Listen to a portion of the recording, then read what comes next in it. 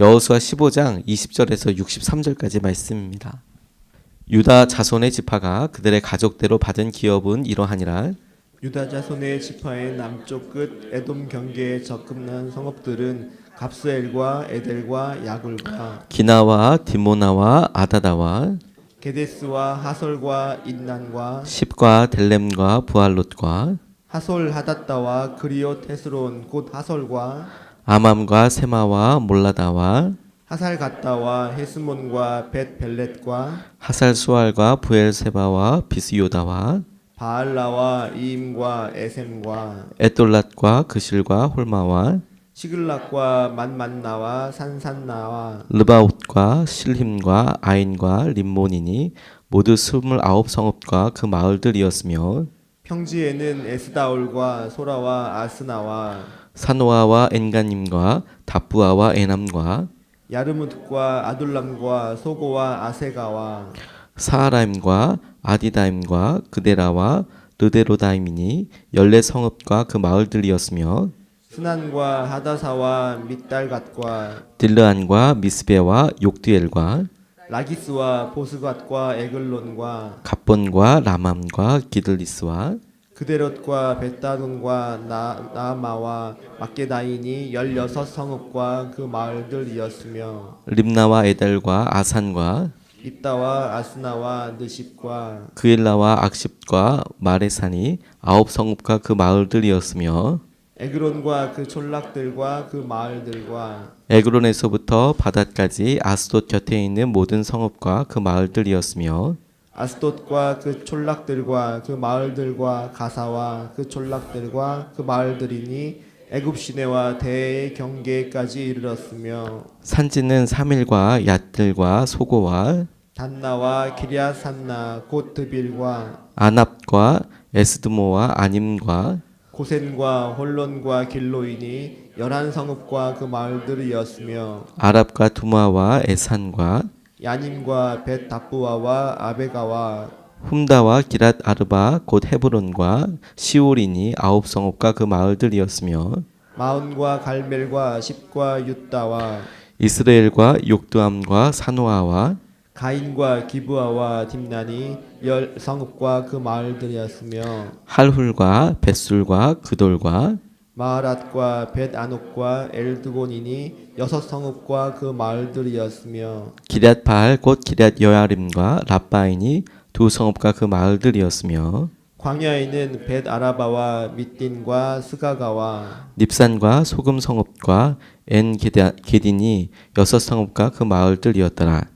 예루살렘 주민 여부스 족속을 유다 자손이 쫓아내지 못하였으므로 여부스 족속이 오늘까지 유다 자손과 함께 예루살렘에 거주하니라. 아멘. 하나님 말씀입니다. 하나님과 함께 하심을 경험하는 특별한 새벽 29번째 시간입니다. 하나님께서 유다 자손들에게 참 많은 것들을 주셨는데 오늘 하나님이 주신 성읍의 이름들이 쭉 다 등장하고 있습니다.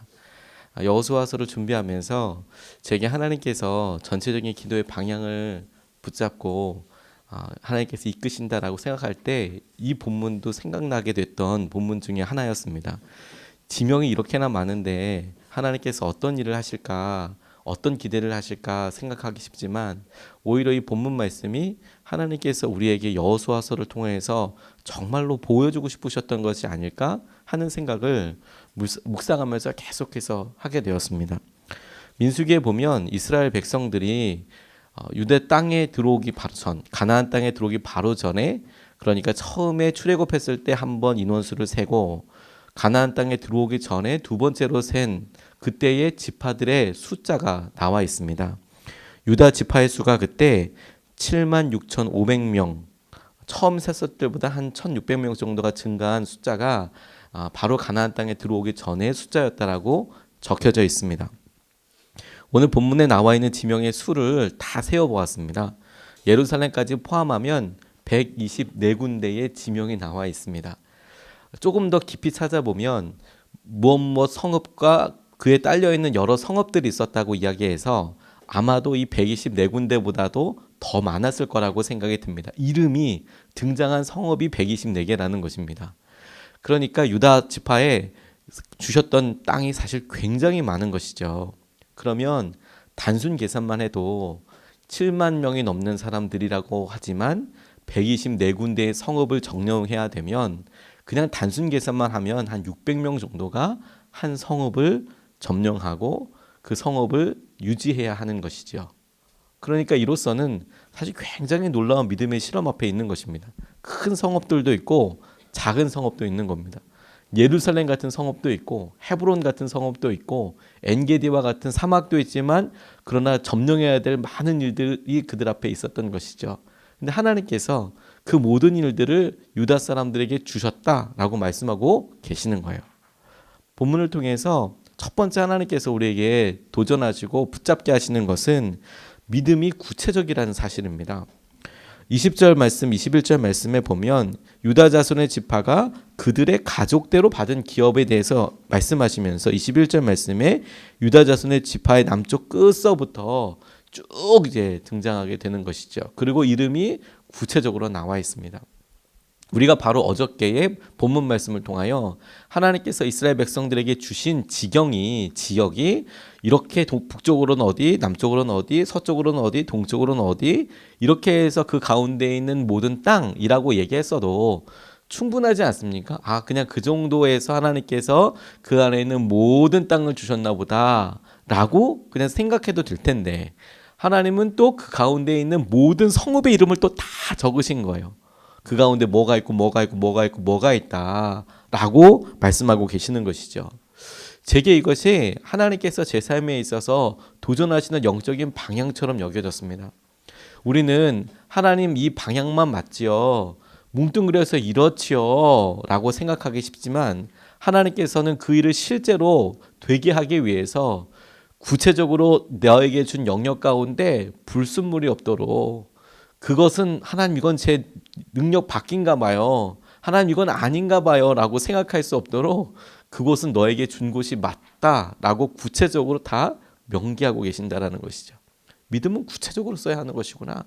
하나님 여기서부터 여기까지가 아니라 하나님 이거를 하나님께서 주기 원하시는군요. 제게도 그게 필요한 것이군요. 하나님 그것을 제게 주십시오 라고 구해야 하는 것이구나 라고 그렇게 붙잡게 되었습니다. 저는 기도를 루터에게서 참 많이 배웠습니다. 루터가 그의 어려운 삶과 그리고 목숨을 걸어야 할 만큼 급박한 일들 참 많이 겪었습니다. 그의 믿음에 있어서 우리 한국 사람들처럼 통성 기도를 했을지 뜨겁게 소리내서 이렇게 기도했을지는 잘 모르겠습니다. 그런 기록은 나와 있지 않기 때문에. 하지만 루터에 대해서 여러 책들에 나와 있는 것이 무엇이냐면 그가 그렇게 중요한 일들이 있을 때마다 3시간씩 기도를 했다는 거예요. 2시간 정도 날마다 기도하던 사람이었는데 아주 바쁘고 중요한 일이 있으면 3시간을 기도했다는 것이죠. 많은 책들에서 루터가 그렇게 기도했다라고 증언을 하고 있습니다. 그런데 제게 그래? 라고 생각하고 그냥 넘어가지 않고 이런 질문을 하게 됐어요. 무슨 기도를 했을까? 어떻게 기도했을까? 하는 것이죠. 그냥 루터가 기도를 오래 했는가 보구나. 중요한 일이 있으면 오래 그렇게 기도해 보구나 라고 생각하면 그냥 넘어갈 수 있는 것이지만 어떻게 기도했을까? 그 시간을 실제로 어떻게 채웠을까를 실제로 해보려고 하면 이게 굉장히 심각한 도전인 것을 알게 돼요. 2시간 기도하는 거 쉽지 않거든요. 날마다 2시간 기도하는 거 쉽지 않거든요. 여러분 우리가 기도 시작해서 6시부터 7시까지 채우는 것도 쉽지가 않거든요. 1시간 채우는 것도 쉽지 않거든요. 우리에게 중요한 기도 제목이 있어서 기도하는데 1시간 동안 기도할 때 등장하는 사람이 얼마나 많은 줄 아십니까? 그런데 2시간 기도했다는 거예요. 그러니까 이 기도 가운데 아무리 자기에게 있을 일들 다 기도했다. 내가 하나님 이게 내게 소원입니다. 이걸 들어주십시오. 이렇게 해주십시오. 라고 기도해도 15분을 넘기가 쉽지가 않아요. 그게 30분 넘기는 정말 독하지 않으면 안 됩니다. 어떻게 기도해야 되냐면 내가 내 주위에 있는 사람들 일일이 다 축복하면서 기도해야 하는 거예요. 내게 있을 모든 일들을 다 생각해보고 그 하나하나의 말과 생각까지도 다 물어보지 않으면 2시간 채우는 거 쉽지 않아요.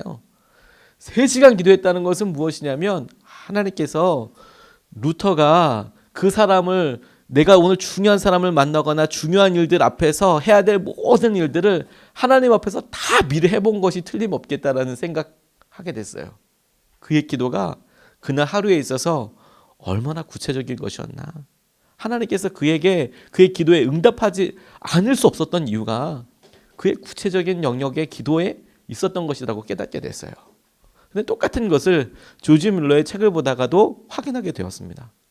조지 뮬러가 5만 번의 기도의 응답을 받았다라고 이야기했을 때 굉장히 중요한 도전처럼 제게 여겨졌어요. 어떻게 하면 5만 번의 기도를 받는가? 단순하게 계산해 봐도 조지 뮬러가 89세에 하나님 나라에 가게 됐는데 100살 살았다고 치고 1년이 500일이라고 단순 계산해도 하루에 한 번꼴로 하나님의 기도 응답을 받아야, 그것도 태어나자마자, 그래야 이게 5만 번이 채워지는데 이게 어떻게 되는 걸까라고 그가 쓴 저널을 보니까, 일기를 보니까 그의 기도가 굉장히 구체적이었던 거죠. 하나님, 이것이 제게 필요합니다. 하나님, 이것이 제게 너무 중요한 일입니다. 그러니까 어떤 날에는 하나님께서 몇천 명이나 되는 고아를 먹일 만큼의 음식을 주신 날도 있지만, 어떤 날에는 내가 가야 할 차비를 채워주신 적도 있고, 누구를 만나게도 하시고, 이런 일들이 다 적혀 있더라는 것이죠. 기도가 구체적이니까 기도에 대한 응답을 받게 되는 것이구나. 그러면 구체적인 기도를 통해서 기도를 응답받으면 우리의 삶에서 어떤 게 남냐면, 하나님께서 내 기도를 듣고 계시는 거구나. 하나님께서 이 기도 가운데 놀랍게 역사하고 계시고 내가 지금 혼자가 아니구나. 신명기에서 하나님께서 내가 너의 기도를 듣고 있고 너에게 친밀하게 함께하고 있다라고 말씀하시는 것이 기도하는 것을 통해서 우리에게 실제로 이루어지는 것이구나. 이렇게 깨닫게 됐어요. 주님은 우리에게 뭉뚱그려서가 아니라, 하나님, 제게 이러한 일들이 정말로 소중합니다. 필요합니다. 구체적으로 주님 앞에 기도되기를 원하고 계시는 거구나. 구체적으로 허락하여 주시는 것이구나. 우리가 기도가 더 구체적이어야 된다고 생각합니다. 믿음이 더 구체적으로 주님 앞에 구하여야겠다라고 붙잡게 되었습니다. 두 번째로 구하게 된 것은 무엇이냐면, 믿음만큼 소유하게 되는 것인데, 우리가 기도조차 구하기조차 믿음을 쓰지조차 않고 있구나라는 것입니다. 54절 말씀에 보니까 훔다와 기럇 아르바 곧 헤브론과 시올이니 9성읍과 그 마을들이었다라고 나와 있습니다. 이게 어떤 은혜가 있을까 싶지요. 그런데 이 말씀이 너무 충격적인 말씀으로 제게 다가왔어요. 왜냐하면 계속해서 열거되고 있는 120여 개의 성읍들 중에 헤브론이 들어가 있네요. 왜 이게 놀라웠냐면, 하나님께서 이스라엘 백성들에게 124개가 넘는 성읍을 주고 싶으셨어요. 그런데 그 중에는 헤브론도 있었죠. 그런데 그 많은 것들 중에서 이스라엘 가운데 하나님, 저 견고한 성을 나한테 주십시오라고 기도했던 사람이 단 한 명밖에 없었다라는 거예요. 이게 제게 너무 새롭게 다가왔어요. 하나님이 주고 싶으셨던 것은 120개가 넘는데 그 가운데 하나님, 저것이 내 것입니다라고 구할 수 있었던 믿음의 사람은 한 사람밖에 없었다고요. 하나님은 이렇게 많은 것을 주고 싶으셨는데 우리의 믿음의 수준의 한계는 무엇이냐면, 아무도 그것을 믿음으로 구하지 않는다는 거예요. 이 산지를 내게 주소서 라고 하나님께 앞에 구했던 갈렙이 이스라엘 60만 중에서 유다 7만 명 중에서 단 한 명밖에 없었다는 거예요. 믿음의 사람이 많지 않은 거구나. 하나님께서 우리에게 주고 싶으셔도 그것을 믿음으로, 이게 믿음에서 출발해서 믿음의 열매로 내게 온 것이구나라고 깨닫고 믿음으로 사는 사람은 많지 않겠구나. 하나님, 그 사람이 우리가 되게 해주십시오. 하나님, 그 사람이 내게 해주십시오. 하나님, 우리가 갈렙처럼 그렇게 갈렙처럼 이 믿음을 내게 주소서, 하나님 이 산지를 내게 주소서, 이게 아니라 하나님 100여 개나 넘게 우리에게 주시려고 하신다면서요. 하나님, 이 성읍 중에서 제 것은 없나요? 하나님, 이거 주십시오 라고 구하여야겠다. 구하여야 하는 거구나. 그렇게 생각하게 됐어요. 개척지를 구하면서 하나님께서 이 말씀 생각나게 해주셨어요. 하나님, 이 땅에 이렇게나 많은 도시들이 있고, 이렇게나 많은 동네들이 있고, 이렇게나 많은 단지들이 있고, 하나님, 이렇게나 많은 여러 사람들이 모이는 여러 모임과 형태들이 있는데, 하나님, 그 중에 믿음으로 주님께서 제게 주셔야 될 것도 있다고 믿습니다.